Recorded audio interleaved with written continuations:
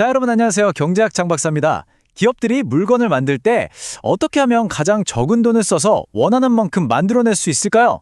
오늘은 바로 그 현명한 선택의 비밀을 한번 파헤쳐 보겠습니다. 이중구 이창영 교수님의 경제학 원론 교재를 바탕으로 아주 쉽고 재미있게 설명해 드릴 테니까요. 끝까지 집중해 주세요. 자, 그럼 시작해 볼까요? 자, 우리 다 같이 아이스크림 공장 사장님이 됐다고 한번 상상해 봅시다. 오늘의 목표는 딱 하나, 아이스크림 500개를 만드는 거예요. 그런데 어떻게 해야 가장 싸게 만들 수 있을까요? 최신 기계를 막 더 들여놓는 게 나을까요? 아니면 사람을 더 뽑아서 해결하는 게 나을까요? 고민되죠? 교수님, 생각만 해도 머리가 아픈데요. 기계값도 생각해야 하고 인건비도 생각해야 하고 고려할 게 너무 많을 것 같아요. 좋은 지적이에요. 딱 봐도 복잡해 보이죠? 하지만 걱정 마세요.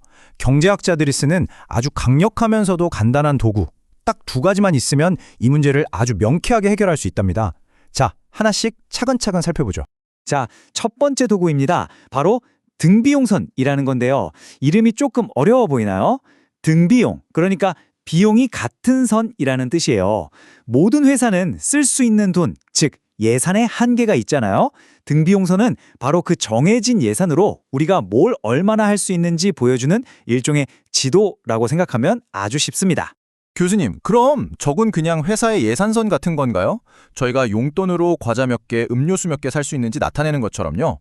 와, 정확합니다. 바로 그거예요. 빙고! 소비자가 쓰는 예산선과 개념은 완전히 똑같아요. 그걸 그냥 기업에 적용해서 등비용선이라고 부르는 것뿐입니다. 주어진 돈으로 노동력, 즉 사람과 자본, 즉 기계를 어떻게 조합해서 쓸 수 있는지 보여주는 선이죠. 자, 이 그래프를 한번 같이 볼까요? 우리 공장 예산이 600만 원이라고 해보죠. 이 돈을 전부 다 기계, 즉 자본 K를 빌리는 데 쓴다고 해봅시다. 그럼 여기 세로축을 보면 200단위를 빌릴 수 있네요. 반대로 기계는 하나도 안 쓰고 600만 원 전부 사람, 즉 노동 L을 고용하는 데 쓴다면 어떨까요? 가로축에 보이는 것처럼 300단위를 쓸 수 있습니다. 바로 이 두 점을 쭉 이은 선이 우리가 600만 원으로 할 수 있는 모든 선택지를 보여주는 등비용선이 되는 겁니다. 방금 본 그 선은요, 바로 이 간단한 공식에서 나온 거예요. 총비용 C는 노동자에게 주는 임금 W에 노동량 L을 곱한 것. 이게 바로 총인건비죠.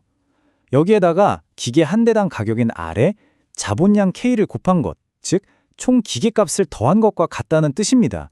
아주 직관적이죠? 회사가 쓰는 돈은 결국 인건비와 기계값, 이 두 가지로 이루어져 있다는 걸 보여주는 식입니다. 좋습니다. 이제 우리에게 주어진 예산, 즉 돈의 한계를 파악했으니까요. 이야기의 나머지 절반을 채워야겠죠? 그건 바로 우리가 뭘 얼마나 만들어야 하는가 하는 생산 목표입니다. 그리고 이 목표를 보여주는 도구가 바로 등량 곡선입니다. 교수님, 그럼 등량 곡선은 말 그대로 같은 양을 만드는 곡선이라는 뜻인가요?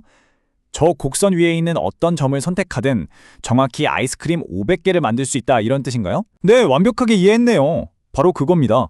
등량 곡선은 우리의 생산 목표, 예를 들어 아이스크림 500개를 달성할 수 있는 노동과 자본의 모든 조합, 다시 말해 모든 제조법들을 모아놓은 지도라고 할 수 있어요.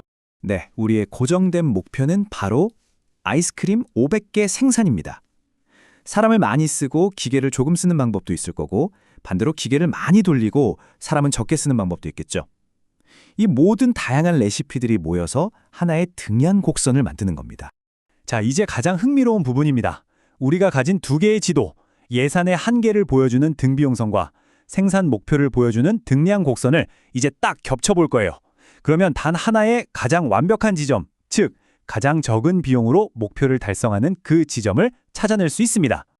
교수님, 그래프를 보니까요. G점에서도 아이스크림 500개를 만들 수 있고 H점에서도 500개를 만들 수 있네요. 그럼 둘 중에 뭘 선택해야 하는 건가요? 오, 아주 예리한 질문이에요. 맞아요.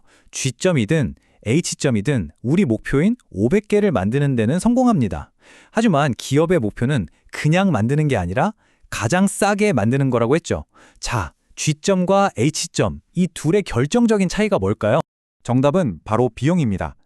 그래프를 잘 보면 G점은 900만 원짜리 등비용선 위에 있고요. H점은 600만 원짜리 등비용선 위에 있어요.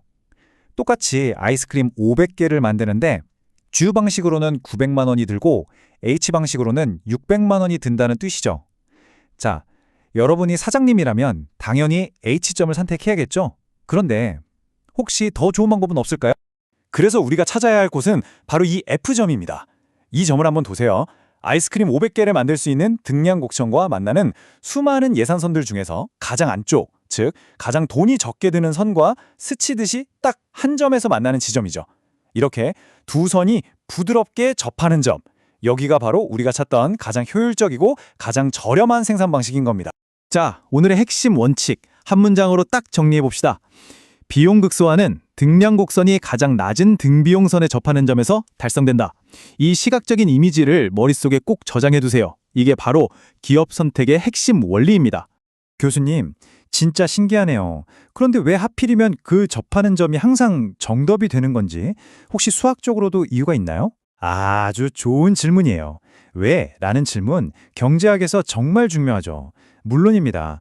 경제학은 아주 아름다운 수학적 원리로 가득 차 있거든요. 그 접점이 왜 최적의 선택인지를 알려주는 황금률 같은 공식이 있습니다. 한번 보실까요? 바로 이 공식입니다. 어때요? 좀 복잡해 보이나요? 전혀 그렇지 않습니다. 여기서 MPL은 노동의 한계 생산, 쉽게 말해 노동자 한 명을 더 투입했을 때 늘어나는 생산량을 뜻하고요. MPK는 자본의 한계 생산, 즉 기계 한 대를 더 투입했을 때 늘어나는 생산량을 의미합니다. W는 임금, R은 자본 가격이고요. 이 공식의 진짜 속뜻은 바로 이겁니다. 왼쪽은 노동에 쓴 1원당 추가로 얻는 생산량이고 오른쪽은 자본, 즉 기계에 쓴 1원당 추가로 얻는 생산량이에요. 이 둘이 정확히 같아질 때 우리는 비용을 최소화하고 있다는 뜻입니다. 흔히 말하는 가성비가 노동과 자본 양쪽에서 똑같아지는 지점이죠.